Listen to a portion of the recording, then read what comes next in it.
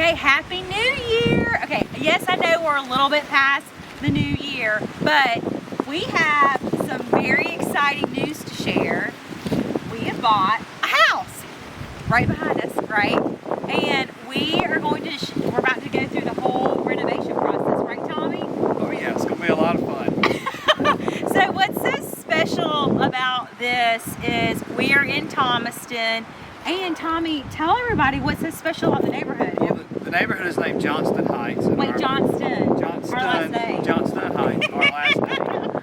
So actually my family developed this neighborhood. All the streets in the neighborhood are named for families and friends and stuff of my grandparents at the time when they developed this. So there's a little bit of neat family history that we're going to be able to tie back in with this house. And then didn't you grow up playing in this neighborhood? I did grow up playing in this neighborhood. A lot of my friends, actually one of my dearest friends grew up literally across the street from here. We used to play over there. And, He was just telling me that they played Spotlight, which I did not know about. But anyways, so we're going to share with you our journey of renovating the house. And the house was built in 1968.